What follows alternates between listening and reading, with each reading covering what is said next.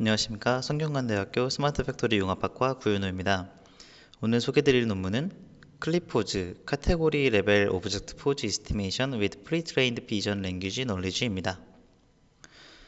이건 2024년 Transactions on Circuits and System for Video Technology에 게재된 논문입니다.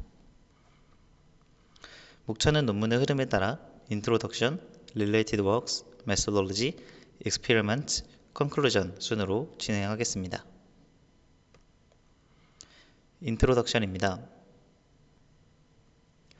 먼저 6팁 객체 포즈 추정이 무엇인지 간단하게 짚고 넘어가겠습니다. 6팁 포즈 추정은 어떤 객체의 3차원 공간상의 위치, 즉 X, Y, Z 좌표 회전 상태를 알아내는 기술입니다. 이는 AR이나 자율주행, 로봇 제어 등 가상과 현실을 잇는 다양한 분야에서 핵심적인 역할을 합니다. 이 기술은 크게 두 가지로 나뉩니다.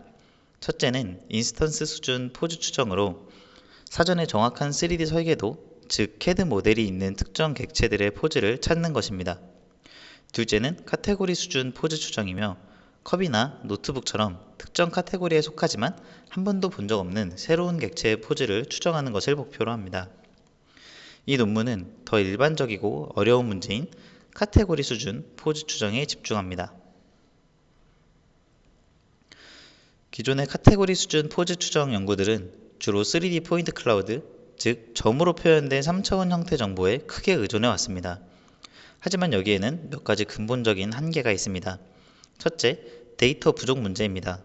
3D 데이터를 수집하고 어떤 물체인지 라벨을 붙이는 작업은 비용이 매우 많이 들어서 데이터셋의 규모가 제한적입니다. 둘째, 특징 학습의 한계입니다. 데이터가 적다 보니 같은 카테고리라도 모양이나 질감이 제각각인 다양한 물체들의 공통적인 특징을 완벽하게 학습하기가 어렵습니다. 마지막으로 이를 극복하기 위해 복잡한 추가 설계나 별도의 중간 과정에 의존해야만 했습니다. 이러한 한계를 극복하기 위해서 이 논문에서는 클립포즈라는 새로운 프레임워크를 제안합니다. 이 그림은 클립포즈의 핵심 아이디어를 보여줍니다. 왼쪽의 학습 데이터셋을 이용해서 가운데 비전 랭귀지, 프리트레인드 널리지, 즉 이미지와 텍스트가 결합된 방대한 지식을 활용해서 모델을 학습시킵니다. 이렇게 학습된 모델은 오른쪽처럼 처음 보는 테스트 데이터가 주어졌을 때에도 정확하게 객체의 포즈를 예측할 수 있게 됩니다. 본 모델의 프레임워크는 메소돌로지 파트에서 더욱 자세하게 알아보겠습니다. 저자들이 논문에서 밝힌 핵심 기여는 다음과 같습니다. 첫째, 카테고리 수준 포즈 추정 분야에 이미지와 언어 정보를 함께 학습한 클립이라는 모델을 최초로 적용한 새로운 프레임워크를 제안했습니다. 둘째, 대조학습이라는 기법을 통해서 포인트 클라우드, 이미지, 텍스트라는 세 가지 다른 형태의 데이터를 하나의 특징 공간으로 정렬해서 더 강력한 카테고리 특징을 추출할 수 있게 했습니다. 셋째는 프롬프트 튜닝 기법으로 클립 포즈 모델이 포즈를 더 잘 인식하도록 미세 조정했으며 그 결과 주요 벤치마크에서 최고 성능을 달성함과 동시에 실시간 추론까지 가능하게 만들었습니다. Related Works입니다. 카테고리 수준 포즈 추정 연구는 크게 두 가지 흐름으로 나뉩니다. 첫 번째는 코레스폰던스 기반 방식으로 입력된 포인트 클라우드와 표준 모델 간의 대응 관계를 찾는 데 집중하는 방식입니다. 둘째는 엔드-투-엔드 방식으로 중간 과정 없이 처음부터 끝까지 한 번의 포즈를 추정하는 방식입니다. 하지만 앞서 말씀드린 것처럼 이들 대부분은 기피 정보와 같은 3D 데이터에만 의존하여서 정보를 얻는다는 한계를 가집니다. 이 논문에서 제안하는 클립포즈는 이러한 한계를 넘어서 이미지와 텍스트에 담긴 방대한 사전 학습 지식을 활용하는 새로운 패러다임을 제안하는 점에서 차별점을 갖습니다. 최근 인공지능 분야에서는 이미지와 텍스트를 함께 이해하는 비전 랭귀지 모델이 큰 성공을 거두고 있습니다. 그 대표 주자가 바로 클립으로 이미지와 그 설명을 짝지어서 대조 학습시킨 선구적인 모델입니다. 이러한 성공에 힘입어서 포인트 클립, 이울립 등 3D 데이터에 멀티모달 학습을 적용하려는 시도들이 있었습니다. 하지만 기존 연구들은 대부분 3D 물체를 분류하는 작업에만 초점을 맞췄다는 한계가 있었습니다. 이 논문에서 제안하는 클립포즈는 여기서 더 나아가서 포즈 추정이라는 더 복잡하고 구체적인 3D 다운스트림 작업에서 멀티모달 학습의 잠재력을 탐구했다는 의의가 있습니다. 메서돌로지입니다. 이제 이 논문의 핵심인 방법론, 메서돌로지에 대해서 상세히 설명드리겠습니다. 이 그림은 클립포즈 전체의 프레임워크를 보여줍니다. 복잡해 보이지만 크게 입력, 그리고 인코딩, 그리고 정렬, 출력의 4단계로 나눌 수 있습니다. 먼저 왼쪽에 입력 부분부터 보겠습니다. 클립포즈는 하나의 객체에 대해 3가지 종류의 데이터를 입력으로 받습니다. 바로 3차원 형태 정보인 포인트 클라우드, 그리고 시각 정보인 이미지 패치, 그리고 언어 정보인 텍스트 설명입니다. 이제 두 번째 인코딩 단계에서는 이 3가지 데이터를 각각의 인코더라는 처리 장치에 넣어서 컴퓨터가 이해할 수 있는 숫자 벡터, 즉 피처로 변환을 합니다. 3D 인코더, 이미지 인코더, 그리고 텍스트 인코더가 그 역할을 해주고 있고요. 세 번째 정렬 단계가 이 모델의 핵심이죠. 이제 각기 다른 인코더에서 나온 특징들을 시밀러리티 매트릭스라는 공간에서 서로 비교하고 정렬합니다. 이를 통해서 서로 다른 데이터 형태 속에 숨겨진 공통의 의미를 찾게 됩니다. 그리고 마지막으로 출력 단계에서는 이렇게 잘 정렬된 특징, 그리고 특히 포인트 클라우드 특징을 포즈 이스티메이션 네트워크에 넣어서 최종적인 객체의 위치, 회전, 크기를 예측합니다. 이제 한 파트씩 천천히 알아가 보도록 하겠습니다. 좀 더 구체적으로 입력 데이터를 어떻게 준비하는지 보겠습니다. 클립포즈는 트리플렛, 즉 쌍둥이 새쌍둥이 데이터셋을 만들어서 학습합니다. 첫째는 3D 센서로 얻은 깊이 정보와 카메라 정보를 이용해 생성한 포인트 클라우드, 둘째는 일반 RGB 이미지에서 마스크 RCNN으로 객체 부분만 정확히 잘라내어 만든 이미지 패치, 셋째는 이것의 노트북의 포인트 클라우드 모델이고 어떤 상태이다 와 같이 미리 정의된 문장으로 구성된 텍스트 디스크립션입니다. 이후 이 3가지 입력 데이터는 각각 3D 인코더, 이미지 인코더, 텍스트 인코더의 인풋으로 들어갑니다. 먼저 이미지 인코더와 텍스트 인코더는 클립의 일부로서 프로즌 상태로 활용을 하게 됩니다. 그리고 3D 인코더는 이 프레임워크에서 튜닝되어야 하는 인코더입니다. 학습되지 않은 상태에서 이것이 노트북인지 머그컵인지 의미를 알 수 없기 때문에 대조학습 과정에서 이미지, 텍스트 인코더가 알려주는 특징과 비슷해지도록 가중치를 계속해서 업데이트 해줍니다. 여기서 한 가지 문제가 있습니다. 이미지 인코더는 노트북이라는 카테고리는 잘 알지만 노트북의 방향이나 위치 같은 포즈 정보에는 상대적으로 둔감하기 때문에 저자는 프롬프트 튜닝이라는 방법을 제안합니다. 계속해서 업데이트되고 있는 프롬프트 토큰을 이미지 인코더에 붙여서 이미지 인코더에게 이번에는 카테고리 말고 포즈 정보에 좀 더 집중해줘 라는 일종의 지시문 역할을 하게 되고, 최소한의 파라미터 업데이트로 모델을 포즈 추정 작업에 효과적인 모델로 만들어줍니다. 그럼 다음으로 이 논문의 핵심 아이디어인 텍스트 디스크립션 이 부분을 더 자세히 보겠습니다.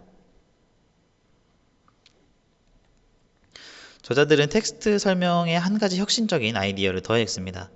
기존 방식은 단순히 이것은 컵이다처럼 카테고리 정보만 텍스트로 줬었는데요. 하지만 이 논문에서는 학습 과정에서 이 텍스트의 객체의 실제 정답 포즈, 즉 회전값은 얼마이고 이동값은 얼마다 라는 구체적인 수치를 함께 포함시켰습니다. 이 텍스트 박스 안에 보시면 포인트 클라우드가 무엇의 포인트 클라우드인지, 그리고 로테이션 값은 축마다 몇인지, 그리고 트랜슬레이션 값은 위치 값의 좌표를 어디에 있다고 나타내고 있는지를 포함이 되어 있고요. 이렇게 함으로써 언어 정보를 담고 있는 텍스트 인코더가 단순히 객체의 종류뿐만 아니라 포즈라는 개념 자체를 학습하도록 유도했습니다. 이는 언어 정보가 포즈 학습을 직접적으로 가이드하는 매우 효과적인 장치가 됩니다. 다음은 이 방법론의 심장이라고 할 수 있는 멀티모달 표현 정렬입니다. 이 그림은 각기 다른 세 종류의 데이터에서 추출된 특징들을 어떻게 하나의 의미 있는 공간으로 정렬하고 이를 통해서 3D 인코더를 어떻게 학습시키는지 보여줍니다. 각 인코더는 입력 데이터를 긴 숫자별, 즉 특징 벡터로 변환을 합니다. 여기서 닷 프로덕트, 요 내적은 이 두 벡터가 고차원의 특징 공간에서 얼마나 유사한지를 측정하는 계산법이고요. 쉽게 말해서 두 특징 벡터의 유사도 점수라고 생각을 할 수 있습니다. 이 점수가 높을수록 두 데이터는 의미적으로 가깝다는 뜻입니다. 시밀러리티 매트릭스, 유사도 행렬은 이 점수를 모아둔 표입니다. 예를 들어서 학습 데이터 한 묶음에 컵, 노트북, 카메라의 포인트 클라우드와 각각의 이미지가 들어있다고 가정을 해보겠습니다. 이 행렬의 각 칸에는 i번째 포인트 클라우드와 j번째 이미지의 특징 벡터를 내적한 유사도 점수가 들어갑니다. 예를 들어서 여기 컵, 노트북, 카메라 이렇게 있고 여기도 컵, 노트북, 카메라가 있는 겁니다. 이쪽 라인에는 이미지 인코더의 이미지 패치로부터 추출된 피처가 들어가 있고요. 여기는 포인트 클라우드로부터 추출한 이 포인트 클라우드 피처가 하나씩 들어가게 되는 겁니다. 그럼 이 P1과 I1은 같은 카메라의 특징이기 때문에 이 둘의 유사도를 측정을 해서 이 행렬에 적게 되는 겁니다. 여기는 그러면 컵과 노트북 이런 식으로 되겠죠? 그러면 컵과 노트북, 그러면 이 두 개는 매칭되지 않는 피처이기 때문에 상대적으로 유사도가 훨씬 적게 나오게 될 겁니다. 그런 식으로 이 행렬, 이 시밀러리티 매트릭스를 만들게 되고요. 그래서 이제 따라서 행렬의 대각선 부분은 이제 컵 포인트 클라우드와 컵 이미지, 노트북 포인트 클라우드와 노트북 이미지처럼 짝이 맞는 쌍의 유사도 점수가 되겠죠. 이제 모델이 잘 학습되었다면 이 대각선 값들은 매우 높게 나타날 것입니다. 이제 반면 대각선이 아닌 성분들, 이런 부분 아까 말씀드렸던 그 매칭이 되지 않는 부분, 컵과 노트북, 카메라와 노트북 이런 식으로 매칭이 되지 않는 부분들은 이제 이 값들은 비교적 매우 낮게 나타나야 되겠죠. 결론적으로 이 행렬은 한 배치 내의 모든 데이터 쌍이 얼마나 유사한지를 한눈에 보여주는 유사도 성적표라고 할 수 있습니다. 그렇다면 이 과정이 어떻게 3D 인코더를 학습시킬까요? 이것이 바로 대조학습의 핵심입니다. 모델이 계산한 유사도 성적표 시밀러리티 매트릭스를 대각선만 1이고 나머지는 모두 0인 정답지 그라운드 트루스 GT와 비교를 하게 됩니다.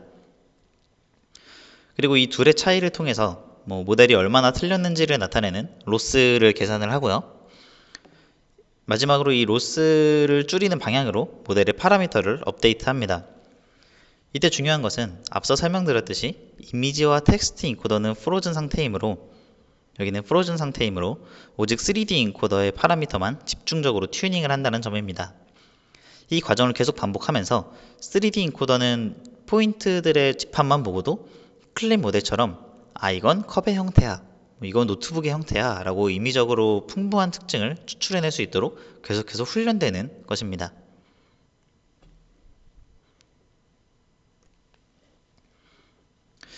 이러한 대조학습을 더 효과적으로 만들기 위해서 저자들은 두 가지 다른 손실함수를 사용합니다.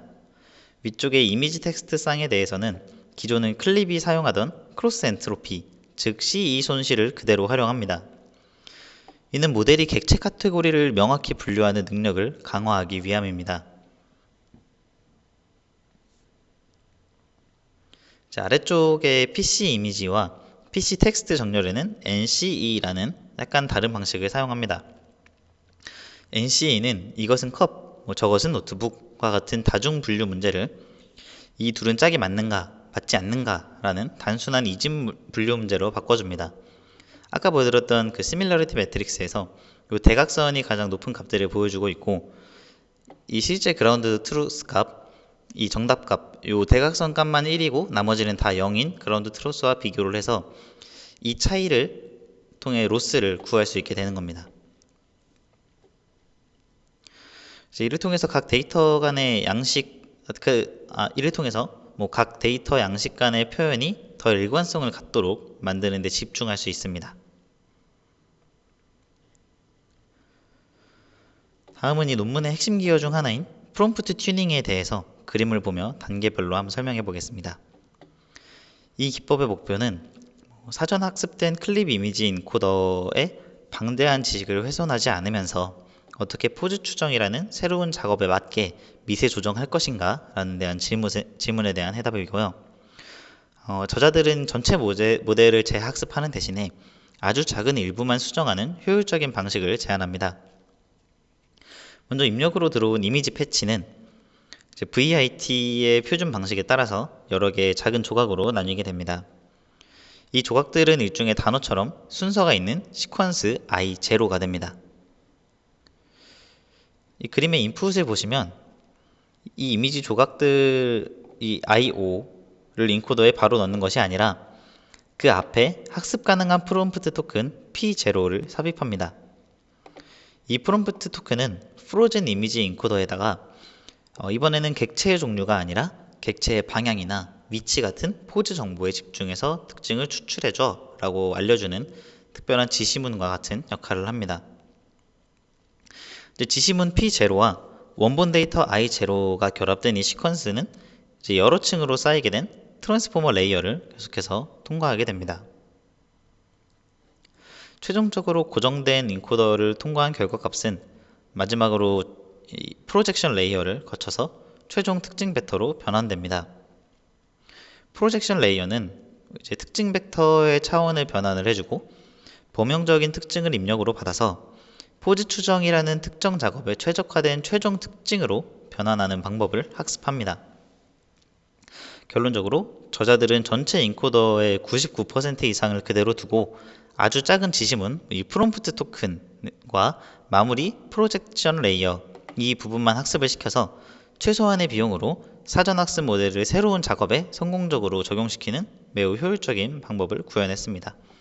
기존의 이미지 인코더는 이미지가 인풋으로 들어갔을 때 이것이 무엇인지에 대한 것만 판결을 내렸다면 이제는 이 이미지를 통해서 이 포즈를 추정하는 데 특화된 전혀 다른 모달리티에 대한 학습을 하게 되는 겁니다. 다음은 전체 단계 중 마지막 단계인 포즈 이스티메이션 네트워크를 자세히 한번 알아보겠습니다. 이렇게 모든 준비가 끝나면 마지막으로 3D 인코더에서 나온 그 포인트 클라우드 특징을 가지고 실제 포즈를 추정합니다. 입력된 특징은 이쪽에서 이제 포인트 클라우드 피처가 입력이 되고요. 이 입력된 특징은 병렬 구조의 네트워크를 통과하며 포즈의 각 요소로 분해되어 예측됩니다. 보시는 바와 같이 두 개의 회전 요소인 ROT1, ROT는 로테이션의 약자이고요. 그리고 ROT2, 그리고 이동 요소 트랜슬레이션 T, 그리고 평균 크기인 민 사이즈를 통해서 사이즈가 이제 각각의 다른 브랜치에서 추정하게 됩니다. 그리고 마지막으로 추정된 회전과 이 이동 요소를 결합해서 이 최종 포즈를 결정하게 됩니다. 그리고 참고로 ROT1과 ROT2를 통해서 X축과 Y축의 요 회전만을 구한 이유는 요 Z축의 벡터는 이 두 벡터의 외적을 통해서 간단하게 계산할 수 있기 때문에 요 X축과 Y축의 회전만 구해도 요 세 가지 축의 회전을 구할 수 있습니다. 이제 익스피리먼트입니다. 실험 설정을 먼저 보겠습니다. 이제 저자들은 두 가지 데이터셋을 사용했습니다. 이제 카메라 2호는 합성 데이터셋이고 리얼 이치로는 실제 환경에서 촬영되어서 더 어려운 데이터셋입니다. 저자들은 MAP, Mean Average Precision 이라는 표준 지표를 사용했습니다. 이는 모델이 얼마나 일관되게 정확한 예측을 하는지를 나타내는 종합 점수입니다. 하나의 예측이 정답으로 인정받기 위해서는 두 가지 오차 기준을 동시에 만족해야 합니다. 이동 오차는 예측된 객체의 중심점과 실제 객체의 중심점 사이의 물리적인 거리를 의미합니다. 단위는 보통 센티미터를 사용합니다. 그리고 회전 오차는 예측된 객체의 방향과 실제 객체의 방향이 얼마나 차이 나는지를 나타내는 각도입니다. 단위는 도를 사용합니다. 이 두 가지 오차를 종합해서 n도 mcm라고 이제 표현을 하는 임계값을 만듭니다. 예를 들어서 5도 2cm 기준은 회전 오차가 5도 미만이고 이제 이동 오차가 2cm 미만일 때만 예측을 정답으로 인정하겠다는 매우 엄격한 기준이 되겠죠. 이 기준이 엄격해질수록 모델의 MAP 점수는 낮아지게 됩니다. 이 도와 mcm 이 두 가지 조건을 모두 충족을 해야만 정답으로 인정을 하기 때문에 이 숫자가 낮을수록 더 엄격해지는 기준이 되는 겁니다. 이제 구현 상세로는 3D 인코더의 백본으로 기존의 소타 모델이었던 HS4즈에 수정된 3D GCN을 활용을 했으며 단일 RTX 3090 GPU에서 실험을 했다고 합니다. 실제 환경 데이터셋인 리얼 이치로에서의 결과입니다. 표에서 보시듯 이 논문의 모델인 아월스가 이 모든 평가지표에서 가장 높은 성능, 즉 소타를 달성을 하고 있고요. 특히 기존 최고 모델이었던 HS4즈와 비교를 했을 때 더 엄격한 기준인 5도 2cm 그리고 5도 5cm에서 각각 3.4% 높은 성능을 기록했습니다. 그러면서도 이제 초당 스피드 FPS를 보시면 40.0 이제 40프레임의 빠른 실시간 처리 속도를 보여주고 있죠. 여기서 보여주는 요 인풋은 RGB 요거 RGB 이미지와 뎁스 함께 쓴 거고 요건 뎁스만 쓴 거고요. 요거는 사전 처리가 되어 있느냐 안 되어 있느냐에 대한 학습되는 모델에 학습되는 이미지에 대한 사전 정보가 들어갔느냐 안 들어갔느냐에 대한 차이입니다. 이 아월스를 보시면 이제 뎁스 이미지만으로도 그리고 여기 사전 정보 없이 이 다른 모든 이 메소드를 제끼고 소타를 달성한 것을 볼 수 있습니다. 합성 데이터셋인 카메라 25에서도 결과는 마찬가지였습니다. 이 모델은 대부분의 지표에서 최고 성능을 달성을 해줬고 특히 사전 정보를 사용하지 않는 모델 중에서는 가장 엄격한 기준인 5도 2cm에서 약 2% 높은 성능을 기록했습니다. 슬라이드는 이제 실제 예측 결과를 시각적으로 비교한 것입니다. 빨간색이 기존 모델, 그리고 초록색이 이 논문의 모델, 그리고 흰색이 정답값 그라운드 트루스입니다. 보시는 것처럼 이 논문의 모델이 노트북이나 그릇, 컵 등의 이제 크기와 방향을 더 정확하게 예측하는 것을 볼 수 있죠. 이제 IST넷이고요. 이게 이제 클립보즈입니다. 여기 흰색 이 선에 비해서 빨간색이 조금씩 엇나가고 있는 것들을 볼 수 있죠. 그리고 여기서 클립보즈를 보면 이 작은 물체까지도 이 그라운드 트루스에 잘 맞추고 있는 것을 볼 수 있습니다. 이제 저자들이 제안한 각 요소들이 실제로 성능에 얼마나 기여했는지 확인하기 위해서 에블레이션 스터디, 즉 요소별 제거 실험을 진행했습니다. 표에서 보시듯 베이스라인 모델의 멀티모달 대조학습을 적용했을 때 성능이 향상되었고 프롬프트 튜닝을 더했을 때만 한 번 더 향상되었으며 마지막으로 이미지 텍스트 분류 학습까지 추가했을 때 최종적으로 가장 높은 성능을 달성하는 것을 확인했습니다. 이 컨트라스티브 로스는 이 A0에서 B2로 갔을 때 그리고 파인 튠 클립은 B2에서 C2 B2에서 C2 그리고 클래시피케이션 러닝 C2에서 D0 순서대로 이렇게 적용이 되고 있는 것을 볼 수 있고요. 이 C 손실을 추가했을 때 최고 성능을 보여주는 것을 볼 수 있습니다. 이 C2 여기를 추가했을 때 가장 높은 성능입니다. 컨클루전입니다.